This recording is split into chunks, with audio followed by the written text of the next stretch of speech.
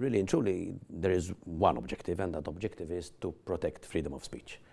Freedom of speech in Malta, at least in principle, is something that we all believe in, hopefully, but this bill is certainly there to protect who attempts to restrain anybody who is exercising the right of freedom of speech, not by instituting cases in Malta, which is within our jurisdiction, but by going abroad, simply for the reason because even the expense to be able to defend against such a libel suit, for example, would be prohibitive.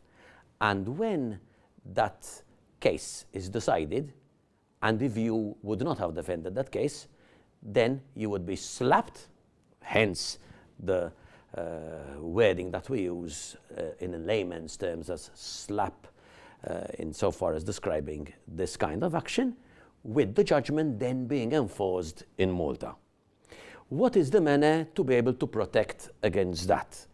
Because, as we know, when you have either a decision from European Union country member states, they can be automatically then executable in Malta, unless there is public policy which protects against that execution.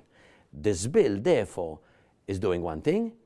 It is giving the protection of public policy against this kind of execution, therefore ensuring that journalists, that anybody who wants to say something within the limits of the law and actually does say that something, has, of course, a consequence of a possible case being filed against him, but the protection that the expense, the prohibitive defense of that case is not used as a weapon to shut people up. So the objective of this legislation is to protect freedom of speech. And we had already asked for this, we had already pushed government to do it back in October when we had proposed a series of legislative proposals to be entered into our law book within 6 months. And of course, government did absolutely nothing about all that. What we want now is to do this by virtue of a private member's bill.